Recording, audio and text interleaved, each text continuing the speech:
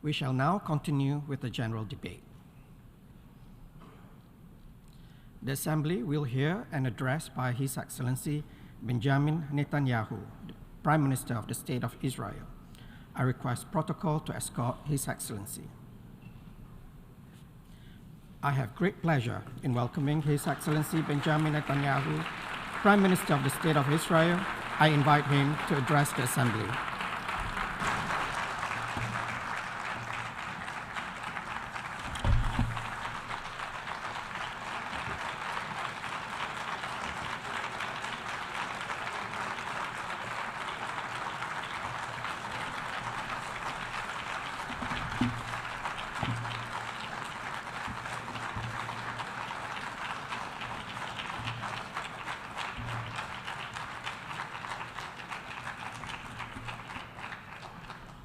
Thank you, Mr. President. Ladies and gentlemen, over 3 millennia ago, our great leader Moses addressed the people of Israel as they were about to enter the Promised Land.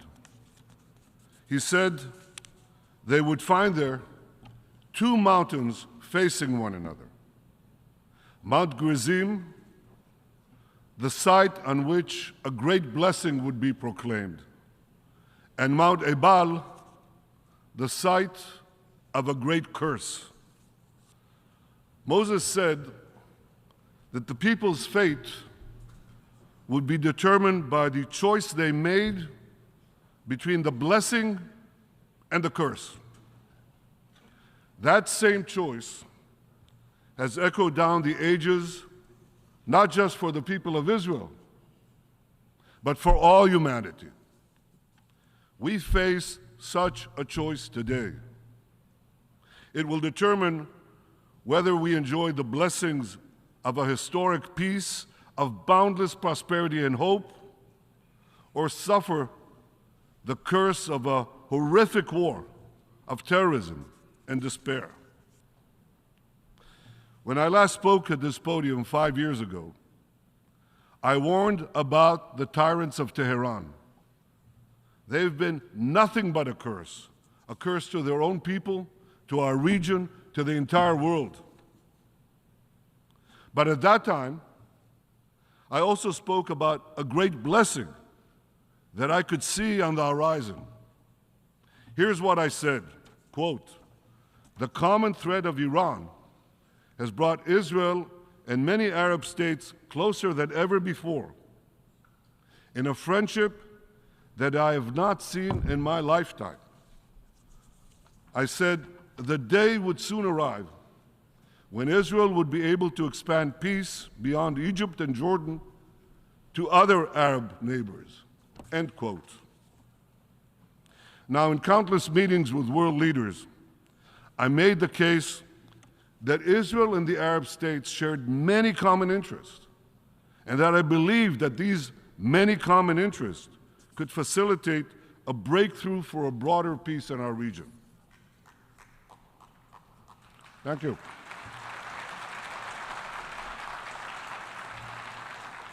Well, you applaud now, but at the time, many dismissed my optimism as wishful thinking.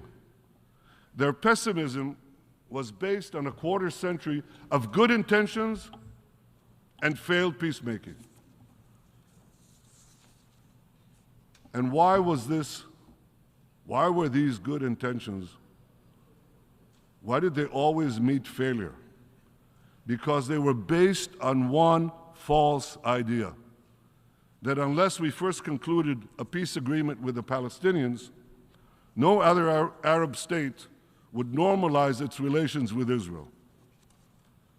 I've long sought to make peace with the Palestinians, but I also believed that we must not give the Palestinians a veto over new peace treaties with Arab states. The Palestinians could greatly benefit from a broader peace. They should be part of that process, but they should not have a veto over the process. And I also believe that making peace with more Arab states would actually increase the prospects of making peace between Israel and the Palestinians. See, the Palestinians are only 2% of the Arab world. As long as they believe that the other 90% will remain in a warlike state with Israel, that larger mass, that larger Arab world could eventually choke, dissolve, and destroy the Jewish state. So when the Palestinians see that most of the Arab world has reconciled itself to the Jewish state, they too will be more likely to abandon the fantasy of destroying Israel and finally embrace a path of genuine peace with it. Now, for years, my approach to peace was rejected by the so-called experts. Well, they were wrong. Under their approach, we didn't forge a single peace treaty for a quarter century. Yet in 2020, under the approach that I advocated, we tried something different. And in no time, we achieved an amazing breakthrough. We achieved 4 peace treaties working with the United States. Israel forged 4 peace treaties in 4 months with 4 Arab countries: the United Arab Emirates, Bahrain, Sudan, and Morocco. The Abraham Accords were a pivot of history. And today, we all see the blessings of those accords. Trade and investment with our new peace partners are booming. Our nations cooperate in commerce, energy, water, agriculture, medicine, climate, and many, many other fields. Close to 1 million Israelis have visited the United Arab Emirates in the past 3 years. Every day, Israelis save time and money by doing something they couldn't do for 70 years. They fly over the Arabian Peninsula to destinations in the Gulf, India, the Far East, Australia. The Abraham Accords ushered in another dramatic change. It brought Arabs and Jews closer together. We see it in the frequent Jewish weddings in Dubai, in the dedication of a Torah school in a synagogue in Bahrain, in the visitors flocking to the Museum of Moroccan Judaism in Casablanca. We see it in lessons that are given to Arab students about the Holocaust in the UAE. There's no question. The Abraham Accords heralded the dawn of a new age of peace. But I believe that we are at the cusp of an even more dramatic breakthrough, an historic peace between Israel and Saudi Arabia. Such a peace will go a long way to ending the Arab-Israeli conflict. It will encourage other Arab states to normalize their relations with Israel. It will enhance the prospects of peace with the Palestinians. It will encourage a broader reconciliation between Judaism and Islam, between Jerusalem and Mecca, between the descendants of Isaac and the descendants of Ishmael. All these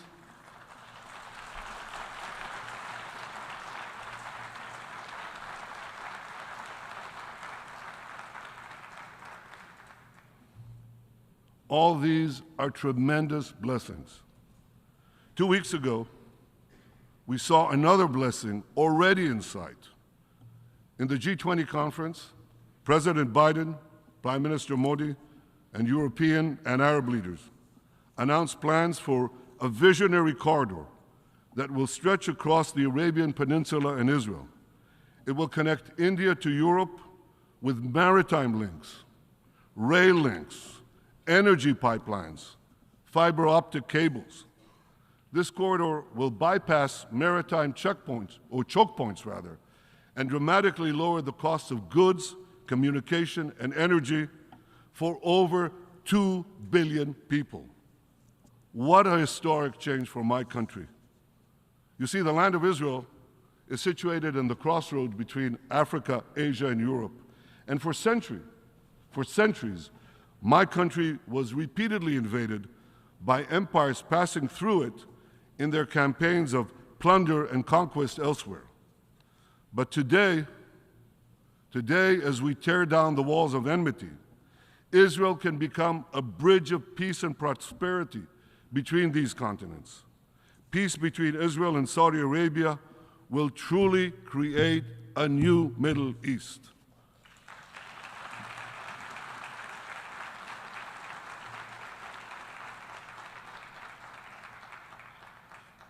To understand the magnitude of the transformation that we seek to advance, let me show you a map of the Middle East in 1948, the year Israel was established. Here's Israel in 1948. It's a tiny country, isolated, surrounded by a hostile Arab world. In our first 70 years, we made peace with Egypt and Jordan, and then in 2020, we made the Abraham Accords, peace with another 4 Arab states. Now look at what happens when we make peace between Saudi Arabia and Israel. The whole Middle East changes. We tear down the walls of enmity. We bring the possibility of prosperity and peace to this entire region, but we do something else. You know, a few years ago, I stood here with a red marker to show the curse, a great curse, the curse of a nuclear Iran.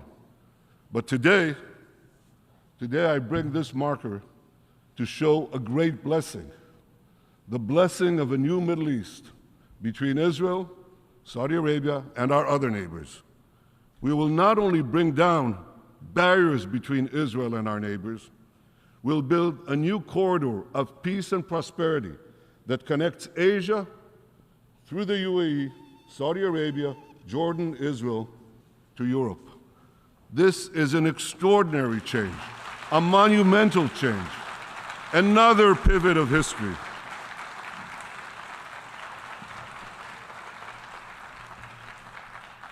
Now, as the circle of peace expands, I believe that a real path towards a genuine peace with our Palestinian neighbors can finally be achieved. But there's a caveat. It has to be said here, forcefully. Peace can only be achieved if it is based on truth. It cannot be based on lies. It cannot be based on endless vilification of the Jewish people. Palestinian leader Mahmoud Abbas must stop spreading the horrible anti-Semitic conspiracies against the Jewish people and the Jewish state. I mean, he recently said that Hitler wasn't an anti-Semite. You can't make this up.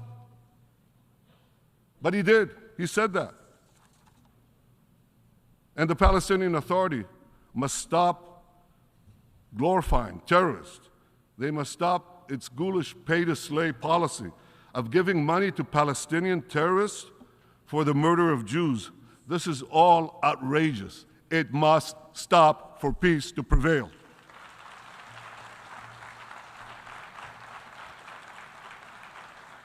And anti-Semitism must be rejected wherever it appears, whether on the left or on the right, whether in the halls of universities or in the halls of the United Nations.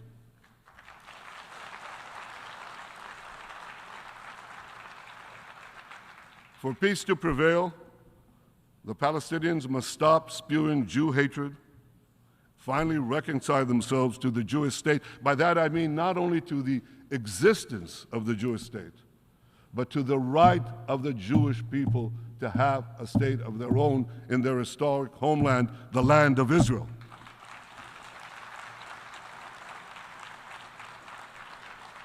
And let me tell you, the people of Israel yearn for such a peace. I yearn for such a peace. As a young soldier over half a century ago, my comrades and I in Israel's Special Forces faced mortal dangers on many fronts, on many battlefields, from the warm waters of the Suez Canal to the frozen slopes of Mount Hermon, from the banks of the Jordan River to the tarmac of Beirut Airport. These experiences and other experiences taught me the cost of war. A fellow soldier was killed next to me. Another died in my arms. I buried my older brother. Those who have personally suffered the curse of war can best appreciate the blessings of peace. Now, there are many hurdles on the path to peace. There are many hurdles on the extraordinary path to peace that I've just described. But I'm committed to doing everything I can to overcome these hurdles, to forge a better future for Israel and all of our peoples, all the peoples in our region. 2 days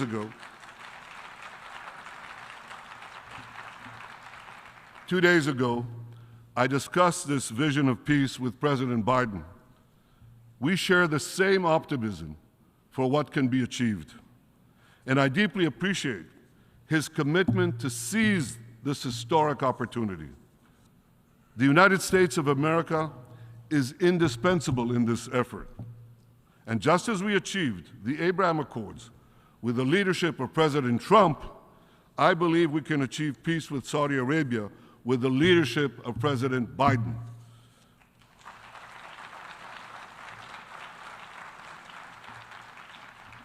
Working together with the leadership of Crown Prince Mohammed bin Salman, we can shape a future of great blessings for all our peoples.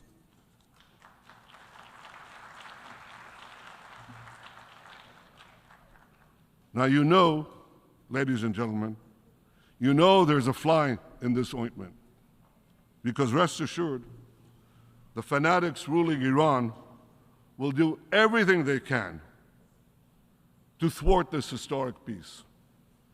Iran continues to spend billions to arm its terror proxies. It continues to extend its terror tentacles in the Middle East, Europe, Asia, South America, even North America. They even tried to assassinate the Secretary of State of the United States of America. They even tried to assassinate the National Security Advisor of the United States of America. This tells you all you need to know about Iran's murderous intentions and Iran's murderous nature. Iran continues to threaten international shipping lanes, hold foreign nationals for ransom, and engage in nuclear blackmail. Over the past year, its murderous goons have killed hundreds and arrested thousands of Iran's brave citizens. Iran's drones and missile program threaten Israel and our Arab neighbors, and Iran's drones have brought and bring death and destruction to innocent people in the Ukraine. Yet the regime's aggression is largely met by indifference in the international community.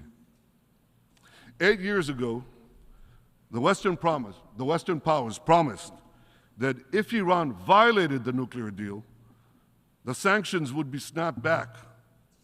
Well, Iran is violating the deal, but the sanctions have not been snapped back. To stop Iran's nuclear ambitions, this policy must change. Sanctions must be snapped back. And above all,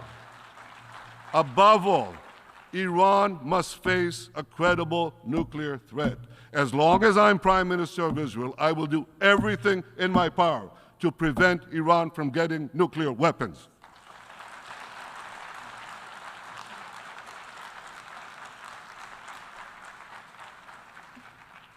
Equally, we should support the brave women and men of Iran who despise the regime, who yearn for freedom, who've gone out bravely on the sidewalks of Tehran and Iran's other cities and faced death. It is the people of Iran, not their oppressors, who are our real partners for a better future.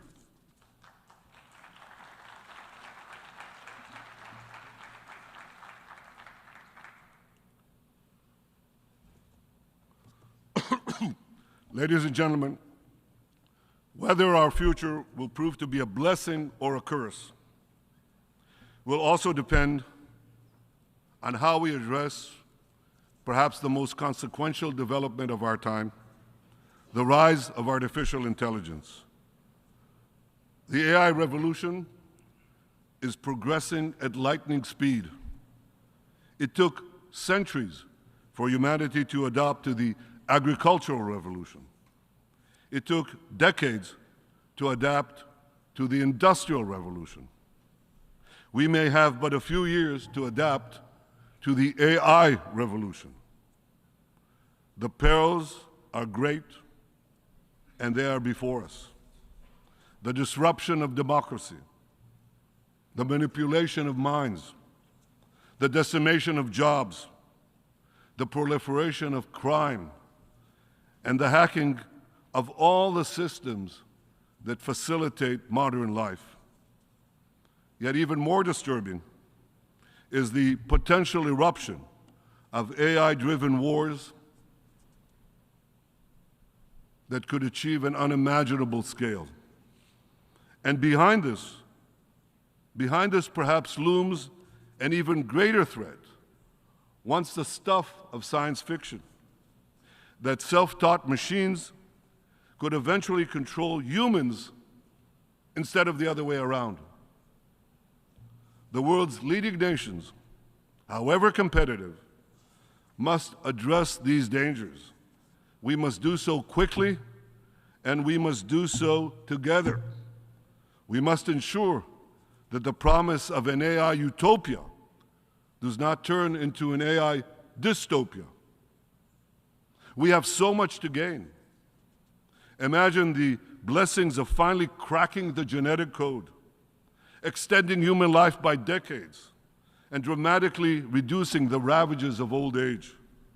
Imagine healthcare tailored to each individual's genetic composition and predictive medicine that prevents diseases long before they occur. Imagine robots helping to care for the elderly. Imagine the end of traffic jams with self-driving vehicles on the ground, below the ground, and in the air. Imagine personalized education that cultivates each person's full potential throughout their lifetime. Imagine a world with boundless clean energy and natural resources for all nations. Imagine precision agriculture and automated factories that yield food and goods in an abundance that ends hunger and want. I know this sounds like a John Lennon song, but it could all happen. Imagine that we could achieve the end of scarcity, something that eluded humanity for all history. It's all within our reach. And here's something else within our reach. With AI, we can explore the heavens as never before and extend humanity beyond our blue planet. For good or bad, the developments of AI will be spearheaded by a handful of nations, and my country, Israel, is already among them. Just as Israel's technological revolution provided the world with breathtaking innovations, I'm confident that AI developed by Israel will once again help all humanity. I call upon world leaders to come together to shape the great changes before us, but to do so in a responsible and ethical way. Our goal must be to ensure that AI brings more freedom and not less, prevents wars instead of starting them, and ensures that people live longer, healthier, more productive, and peaceful lives. It's within our reach.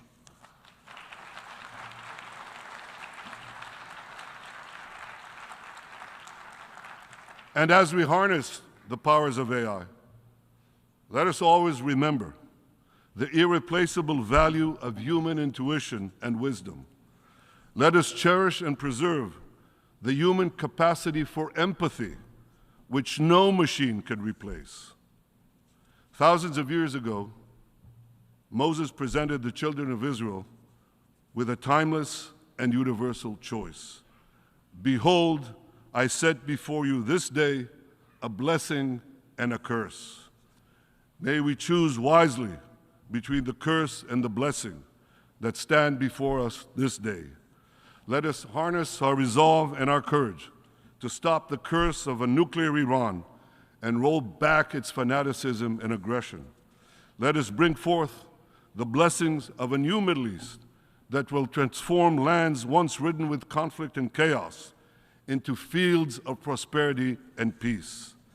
And may we avoid the perils of AI by combining the forces of human and machine intelligence to usher in a brilliant future for our world in our time and for all time. Thank you. On behalf of the Assembly, I wish to thank the Prime Minister of the State of Israel for the statement just made, and I request protocol to escort His Excellency